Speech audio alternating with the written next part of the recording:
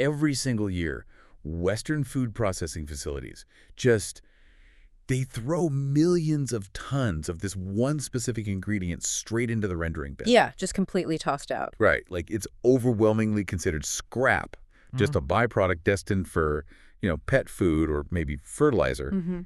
Yet in traditional Chinese kitchens, this exact same ingredient is not only a treasured culinary delicacy, it is actually revered as the ultimate secret to youthful skin and resilient joints. It really is. So today we are talking about chicken feet. And please, if you just experienced a visceral reaction, if you're cringing right now, stay with us. Don't scroll away. Yeah, keep an open mind for this one. Exactly, because the text we're doing our deep dive into today calls this, quote, a beauty superfood hiding in plain sight. Which is such a great hook, by the way. I mean, the author of our source text is acutely aware of how polarizing this ingredient is to a Western audience. Oh, absolutely. They explicitly ask the reader not to scroll away, which really establishes this great tension for the entire piece. Yeah. Because we aren't just reading a recipe today. No, not at all. We're unpacking how this single, heavily stigmatized ingredient can completely reframe the way we think about skincare. And aging, really. Right, it's a total paradigm shift. Exactly. A shift from expensive external treatments to long-term internal nourishment. Well, let's start with the biological problem this text actually claims to solve. Because, we see the word collagen plastered across literally every high-end face cream and serum at the department store. No, yeah, it's a massive buzzword. It's everywhere. Yeah. But the source points out a rather sobering biological reality. For women especially, natural collagen production begins to decline in our mid-20s. Yeah, mid-20s, which is... That seems incredibly early. Yeah. Like, to start losing the primary structural protein in our bodies? It is early. It really is. But to understand why that decline actually matters, we need to look at what collagen does on a microscopic level. Okay, break that down for us. So think of collagen as a tightly braided rope. It's this complex triple-helix protein structure that literally acts as the foundational scaffolding for your skin, your tendons, your ligaments, and your bones. The scaffolding. Okay, I like that visual. Right. So when we hit our mid-20s, the cellular factories that manufacture those strong, tightly braided ropes, they're called fibroblasts, they just start to slow down their production. So they just get sluggish. Exactly. And because of that, the existing scaffolding begins to fray. It loses its structural integrity. Which is when we start seeing the physical changes, right? Yeah, that degradation manifests externally as fine lines, sagging skin, and internally as stiffer, more injury-prone joints. Okay, so the source positions eating collagen-rich foods like chicken feet as the solution to this fraying scaffolding. It claims that true nourishment starts from within. Yes, and that it gives a glow that lasts much longer than temporary topical treatments. Right, but let me push back here for just a second. Sure, go for it. If topical products only offer, temporary results, why is the cosmetic skincare industry worth hundreds of billions of dollars? That's the million-dollar or billion-dollar question. Like, are those creams completely useless, or is there just a fundamental difference in the mechanism of how they work? Because it kind of feels like we're just painting a crumbling wall instead of rebuilding the foundation. That is a perfect analogy, actually, the painting the wall thing, because it really comes down to molecular size and anatomical barriers. Anatomical barriers, like the skin itself. Exactly. The outermost layer of your skin, the stratum corneum, was specifically designed by millions of years of evolution to be an impenetrable shield. Oh. Right, to keep bad things out. To keep pathogens out and water in. But intact collagen molecules are massive. They are heavy, complex structures. So they're too big to get past the shield. Way too big. They are far too large to penetrate that shield and reach the dermis, which is the deeper layer of tissue where your skin actually maintains its structural scaffolding. Wow. So when I'm slathering on a traditional collagen cream, You are essentially just trapping moisture on the surface of the skin. oh, I see. Yeah, it plumps the epidermis temporarily, which reduces the appearance of fine lines for a few hours, and that is exactly why consumers continue to buy it. Because you see an immediate difference in the mirror. Right. But it washes off at the end of the day. It honestly sounds like trying to revive a wilting houseplant by just rubbing water on its leaves instead of watering the roots. Oh, that's spot on. Like, you might make the leaves look shiny and healthy for an afternoon, but you aren't actually feeding the plant or fixing the underlying dehydration. That is the exact physiological argument our source is making. Right. When you consume collagen, instead of applying it topically, you engage the body's internal processing system. The roots of the plant, basically. Exactly. Your digestive system takes those massive, complex protein structures and breaks them down into smaller, individual amino acids and bioactive peptides. Okay, so it chops them up into usable pieces. Right. And then your body absorbs those base building blocks through the intestinal wall, shuttles them into your bloodstream, and delivers them directly to the dermis, the joint cartilage, and the nail beds. Oh, wow. So you completely bypass the skin's external shield. Entirely. You are providing your internal cellular factories with the raw materials they actually need to manufacture their own fresh collagen. Okay, so if the biological math is that straightforward like, consume the raw materials, rebuild the scaffolding, get better joints and skin, why does the idea of eating a chicken foot make so many people instinctively recoil? It's the psychological factor. Yeah, because if you put a plate of them in front of an average diner in the US or Europe, the reaction is going to be overwhelmingly negative. Like, get that away from me. Well, the text highlights that psychological barrier by contrasting it with cultures that lack it. In the West, modern industrial agriculture has created this profound disconnect between the consumer and the anatomical reality of their food. Oh, definitely. We just want everything perfectly square and wrapped in plastic. Exactly. We favor muscle meat that has been processed, deboned, and packaged to the point where it no longer resembles the living animal at all. Right. A chicken nugget doesn't look like a chicken. Exactly. But a foot, complete with toes and joints, is an undeniable reminder of the animal's anatomy. You can't pretend it's not what it is. No, you can't.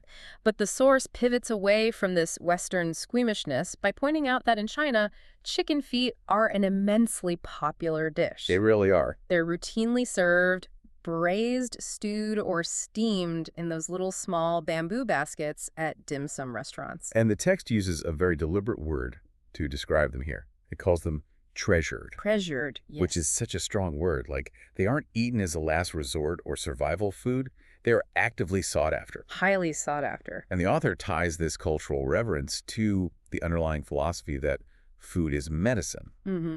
So how does that philosophy actually change the baseline evaluation of what is considered viable food versus what is just considered waste? Well, when food as medicine is the foundational operating system of your culinary culture, you evaluate every part of an ingredient based on its specific nutritional, textural, and medicinal properties. Okay, so not just calories. Right, not just its caloric density or how easy it is to eat. Now, a chicken foot contains virtually no muscle tissue. Right, there's no meat on it, really. Exactly. So, to a culture that prioritizes protein-dense muscle meat like a chicken breast, a foot looks entirely devoid of value. It's just skin, tendon, and bone. Just scrap. Just scrap. But through the lens of traditional Chinese medicine and nutrition, those exact connective tissues are recognized as incredibly concentrated sources of bioavailable gelatin, trace minerals, and collagen. Wow. So the very anatomical features that make it unappetizing to a Western palate are precisely what make it a highly functional, coveted ingredient to an Eastern palate. That's exactly it. You aren't just having a snack. You are administering a targeted therapy for your connective tissues. That is fascinating. And, you know, there's a culinary dimension to this as well. Chinese gastronomy has a very deep appreciation for mouthfeel. Oh, right, the texture. Yeah, they call it Kugan, which includes textures like gelatinous, sticky, and elastic. Whereas Western cuisines largely focus on, what, tender or crispy? Exactly. Tender, crisp, maybe crunchy. So the food as medicine perspective, combined with an appreciation for diverse textures, just completely removes the stigma of eating an extremity. It totally reframes it. It transforms it from an industrial byproduct into a preventative healthcare measure and a culinary delight. I love that.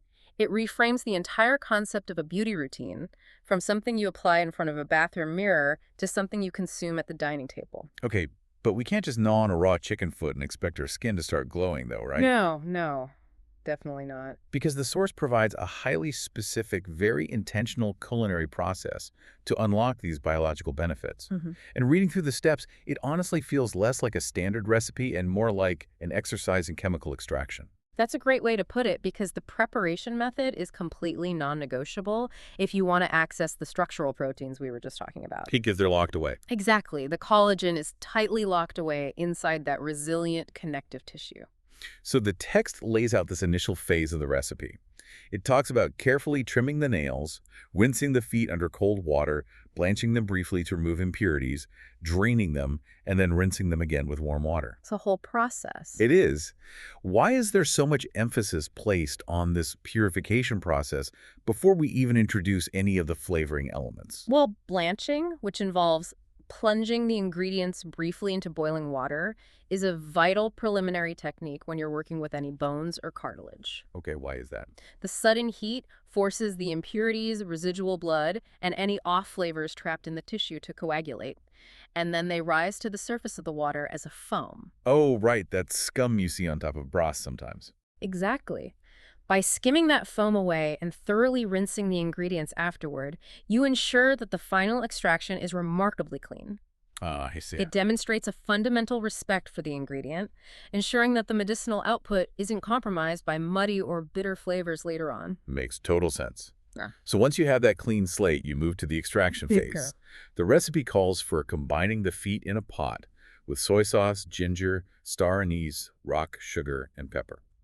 Then you cover them in warm water, bring it to a boil, and then, crucially, reduce the heat to low and simmer for 1 to 2 hours. Yes, the simmer is everything. Let's look at that timeline. Why a 2-hour simmer? What is physically happening in that pot over that extended period? This is where we return to the concept of collagen as a tightly braided triple-helix rope.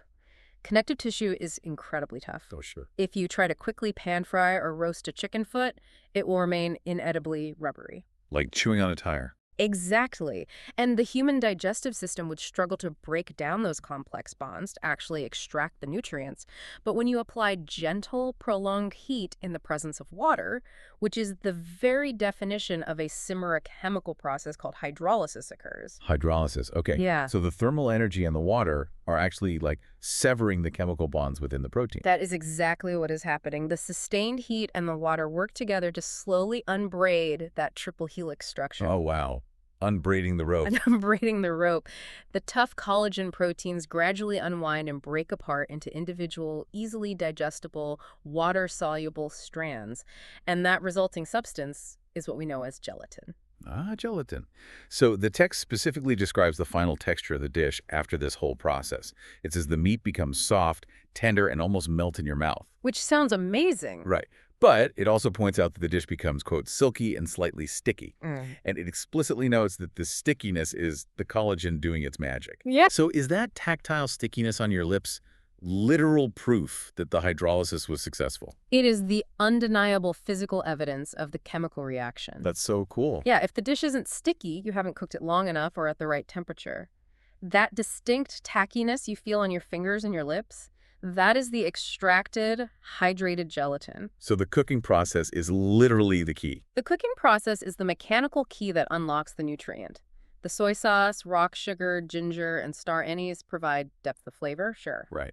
And they have their own warming medicinal properties, making the dish a culinary masterpiece. But the time and the heat are what render it into bioavailable medicine. Well, this brings us to a fascinating turn in the text, I think. Because after walking us through the biological benefits and this highly specific culinary alchemy, the author zooms out. They do, yeah. They position this entire process not just as a mechanical way to get better skin, but as a reflection of a much broader worldview. Absolutely.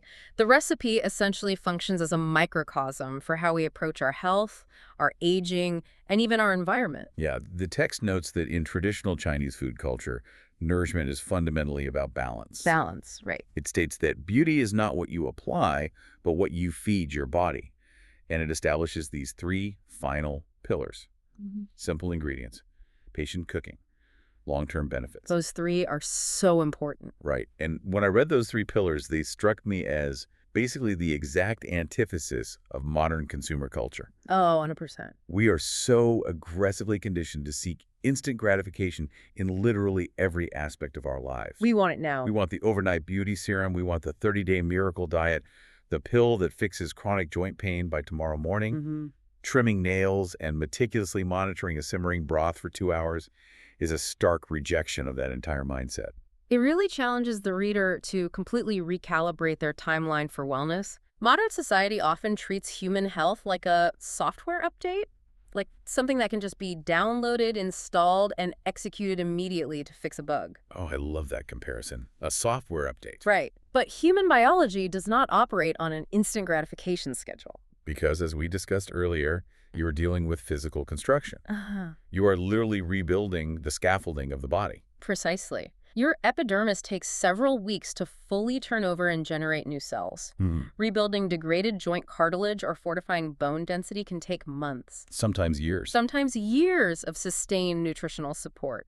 You cannot force those systemic biological processes to happen overnight, no matter how sophisticated a topical cream claims to be. It's just not biologically possible. Exactly. True. Lasting nourishment is a slow, methodical biological process that just cannot be hacked or expedited.